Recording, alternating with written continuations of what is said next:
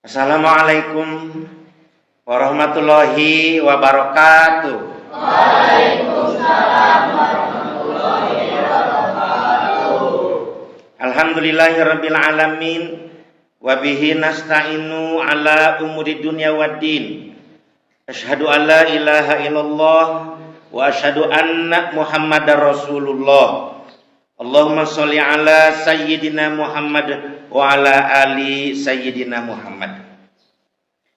Puji sinareng syukur mangga urang sami-sami sanggapkeun ka Ilahi Rabbi Allah Subhanahu wa taala. Alhamdulillah urang sadayana dina enjing-enjing ieu nuju kempel di Masjid Al Mujahid Pondok Pesantren Ulul Albab Pusat hiji dina sasi Ramadan.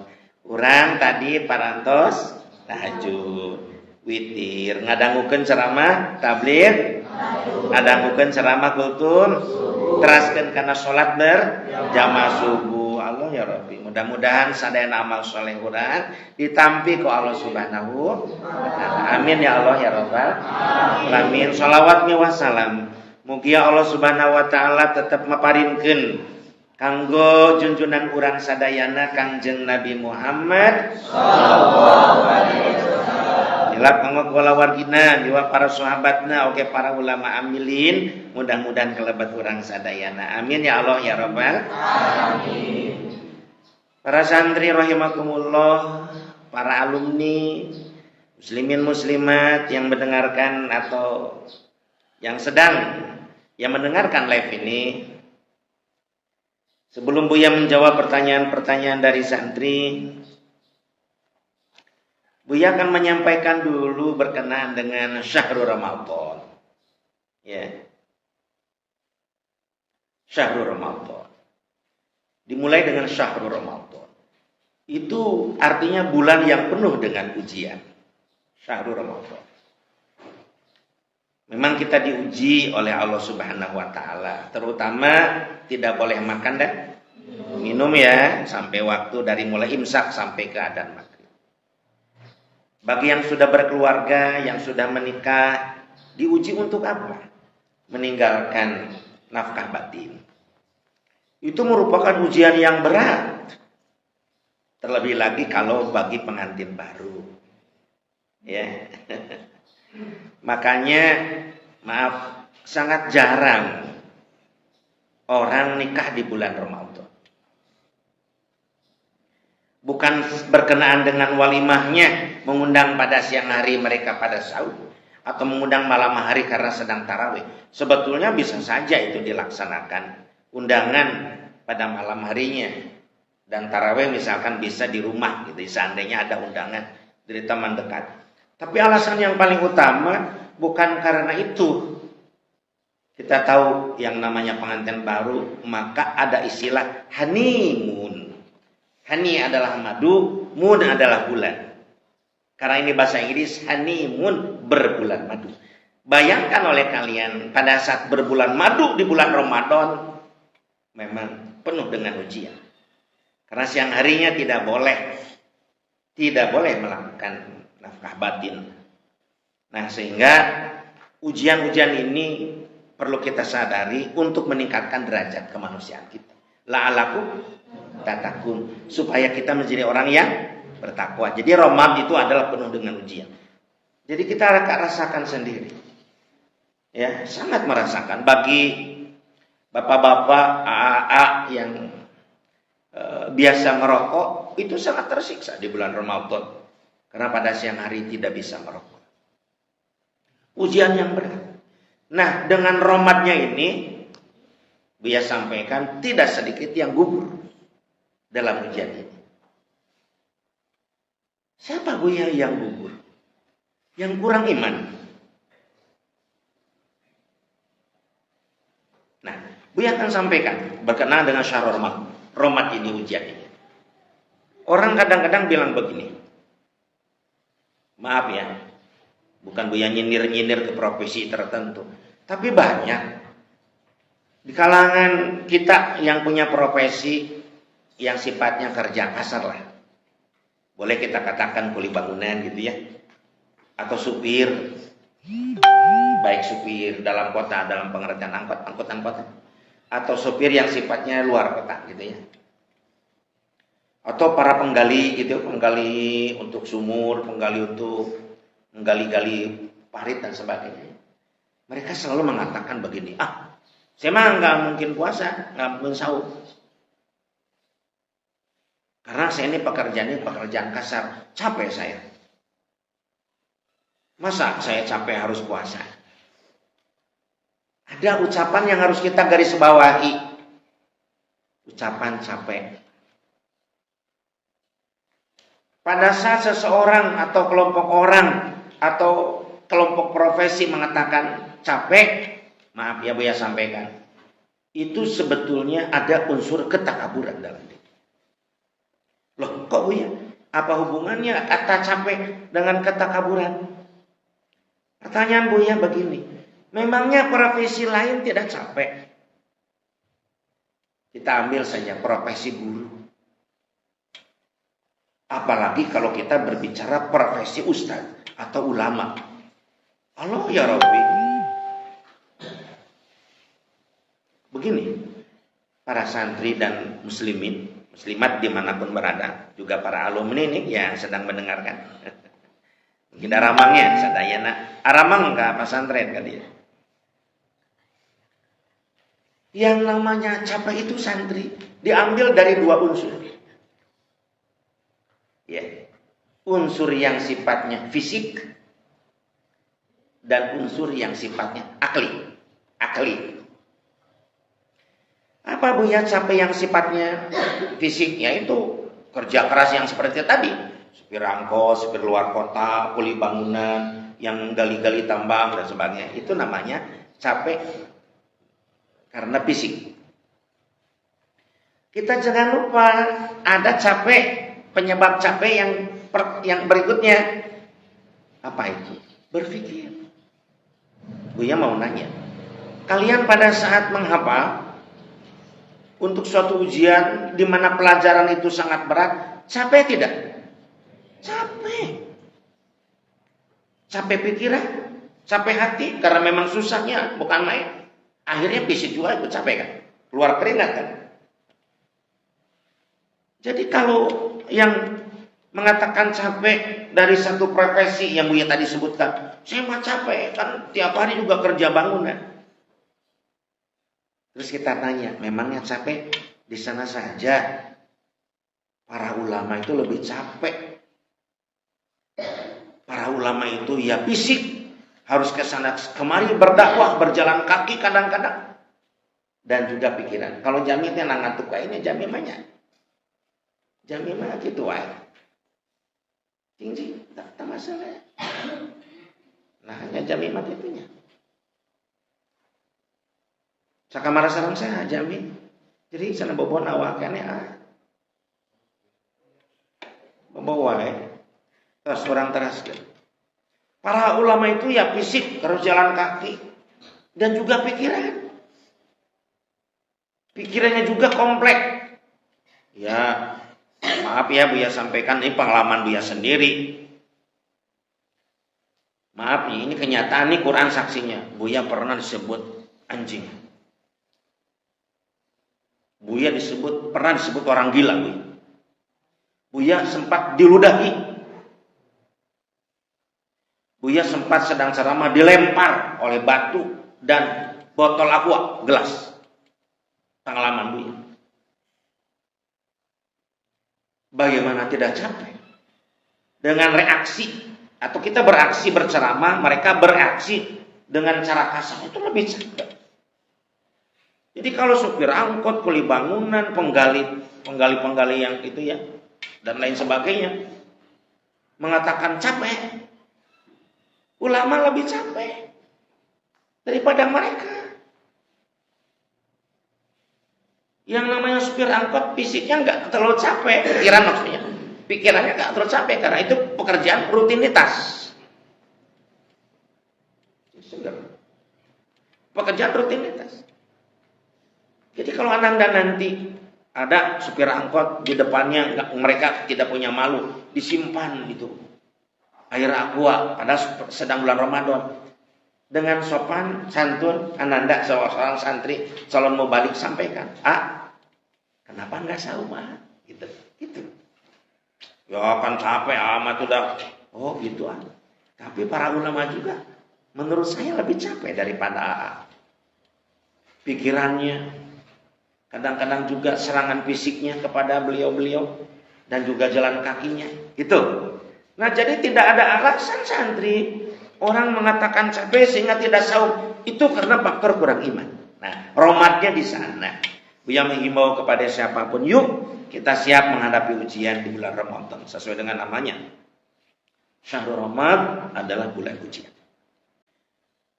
Hadirin wal hadirat rahimakumullah, para pemirsa pendengar dimanapun berada. Berikutnya, bulan Ramadan disebut dengan bulan Syahrul Tuhur. Syahrul Tuhur artinya bulan suci. Bulan suci. Mengapa Buya bulan Ramadan disebut dengan Syahrul Tuhur atau bulan suci? Karena manusia muslim muslimat di bulan itu ya dibersihkan lahir dan batin. Sehingga muncul sabda Rasul, sumu tasihu, saumlah kalian sehingga kalian harus sehat. Tuhur itu kesucian. Bagaimana kita merasakan di bulan Ramadan ini? Ya, kita semuanya betul-betul akan dibersihkan oleh Allah lahir dan batin. Kita berbicara dulu lahir. Ini para perokok nih, dimanapun berada. Kita tahu kan rokok itu mengandung racun nikotin. Ya, bagaimana itu mengotori ya tenggorokan kita. Maka dengan kasih sayang Allah datang bulan suci Ramadan Syahrul Tuhur. Berhentilah pada siang hari. Dan sebetulnya itu proses pembersihan badan kita dari racun-racun nikotin. Kita tahu perut kita ini kan, kalau di luar Ramadan kan, tahu ya segala masuk ke sini. Bagai kantong sampah kan perut kita ini. Segala masuk. Tapi di bulan Ramadan, stop dulu siang hari. Santri, kita bisa merasakan ya, enaknya perut kita di bulan Ramadan. Dalam rangka membersihkan perut kita, dituhurkan, dibersihkan. Coba kita rasakan. Sehingga testimoni dari para karyawan rumah sakit ataupun para dokter, beliau-beliau atau mereka mengatakan bahwa di bulan Ramadan relatif lebih sedikit pasien yang datang ke rumah sakit. Jadi terasa Syahrul Tuhur. Itu secara fisiknya. Borok-borok seseorang, kudis, gatal-gatal dan sebagainya, datang bulan Ramadan enggak begitu sangat menyengat gatalnya itu, enggak terasa benar karena kita betul-betul siang harinya itu berhenti daripada makan yang menjadikan termotivasinya rasa gatal itu. Kan gatal yang menyengat menambah kegatalan, kudis, kurap dan sebagainya. Kalau makanannya yang sifatnya merangsang itu jadi lebih gatal. Tapi dengan saum redalah rasa gatal itu. Jelas itu adalah secara zohiriyahnya, fisiknya dibersihkan oleh Syahrul Tuhur. Masih Syahrul Tuhur. Hadirin pemirsa semua, bagaimana pikiran kita pun dibersihkan oleh Allah di bulan Ramadan. Karena jangan sampai kita termasuk rubaso imin laisa lahu min siyamihi ila du'i wal atash. Begitu sabda Rasul. Banyak orang yang saum tetapi tidak mendapatkan pahala dari Allah, bahkan hanya sekedar menahan lapar dan dahaga saja. Jadi nggak dapat apa-apa. Pengisar bahasa Sunda mah panginten hese gawe teu kapake. Dibersihkan. Kemarin kan teman kita Elsa membahas tentang siamul ayam atau siamul am, siamul khus, dan siamul khususil khusus. Itu perbedaannya ya. Jadi saum secara umum manusia biasa, ada yang lebih tinggi derajatnya yaitu orang-orang yang di atas manusia biasa, bahkan para ulama, apalagi para nabi itu sudah khusus saumnya itu. Nah, dijagalah mata kita, dijagalah telinga kita, dijaga bibir kita, dijaga tangan dan kaki kita di bulan Ramadan supaya diterima. Karena kita semua harus paham bahwa yang di dalam pembatalan saum itu ada dua. Yang pertama yang membatalkan saum, karena kita berangkat musafir, jaraknya begitu jauh, boleh kita berbuka dan batal. Dan itu bisa dikodok gitu kan ya. Atau seseorang yang sakit, parah sakitnya, harus diopname dan sebagainya, harus minum obat, maka batal dan kemudian tidak saum dan bisa dikodok di waktu yang lain. Itu sudah paham. Tapi yang belum dipahami itu, bahkan ini sangat penting Buya sampaikan, dan ini akan menjadikan manusia akan menyesal gitu. Apa Buya itu? Yang membatalkan pahala saum. Jadi yang membatalkan pahala saum itu yang termasuk koridor pengertian rubah ingin laisa lahu min syamihi ila du'i wal atas. Banyak orang yang saum tetapi tidak dapat pahala dari Allah, cuma lapar dan haus. Artinya yang membatalkan pahala saum itu saum dari secara fisik zuhriyah dari imsak sampai ke maghrib. Tapi tidak mendapatkan pahala, cuma mendapatkan lapar dahaga saja. Tidak ada mendapat pahala sedikit pun karena matanya, bibirnya, ya, telinganya, tangan, kakinya itu tidak ikut saum. Dan kalau batal pahala saum itu tidak bisa diganti. Aduh ya Allah, misalkan ada seseorang mengatakan begini, mengadu kepada Allah, aku saum tadi siang itu. Kita bicara dia pada saat maghrib ya, pada saat berbuka. Ya Allah, tapi tadi pagi-pagi bahkan aku sudah bertengkar dengan saudaraku. Dan keluar kata-kata kotor, kata-kata hinaan kepada saudaraku. Di mana saudaraku itu sampai menangis ya Allah. Aku yakin ya Allah, saum aku ini tidak ada pahalanya, cuma lapar dan haus. Terus dia itu minta gini, ya Allah, saya mau mengganti saum tadi dengan saum lagi. Itu nggak ada dasar hukumnya, tidak bisa. Ya tinggal beristighfar lagi dan besoknya dan seterusnya tidak boleh dilakukan lagi. Ya, jadi itu yang sangat menyakitkan bagi kita. Kalau kita batal karena bepergian, batal karena sakit misalkan, itu bisa diganti di hari ini, qada namanya. Tetapi yang batal pahalanya itu tidak bisa apa-apa, cuma penyesalan. Nah, jadi syahrul tuhur itu kesana arahnya adalah bulan suci. Oleh karena bulan Ramadan adalah syahrul tuhur, bulan suci, maka kita pun pada saat akan masuk bulan suci Ramadan harus dalam keadaan suci lahir batin. Makanya perempuan yang masuk kepada bulan Ramadan tapi sedang haid nggak bisa sahur, karena ahwat itu sedang kotor. Sedang haid itu sedang kotor, dibersihkan oleh Allah darahnya. Tapi yang tidak haid bisa masuk ke bulan suci Ramadan dalam keadaan suci secara lahir. Makanya tidak salah kalau sepuh-sepuh kita ya, dulu zaman Buya kecil, ya gunting kuku, kemudian juga rambut dipotong, dibersihkan, jenggot dirapikan, karena akan masuk bulan suci Ramadan. Saya akan masuk ke bulan suci Ramadan bersih. Bahkan ada juga yang sampai mandi di anggir gitu ya. Siapa? Ada siapa Mas Arya sama jelas. Itu secara badan ya. Kemudian secara ruhiyahnya apa? Kita saling memaafkan dengan siapapun, terutama ke orang tua, ibu, bapak, maafkan atas kesalahan-kesalahan saya. Itu sebelum bulan suci Ramadan. Saling memaafkan karena kita ingin suci. Hati juga suci, jangan sampai masuk ke bulan Ramadan yang bulan suci itu kita kotor. Posisi kita sedang bermusuhan dengan sesama muslim. Nauzubillah summa nauzubillah. Itu makna daripada syahrul tuhur. Ya. Baik, itu baru dua, syahrul Ramadan dan syahrul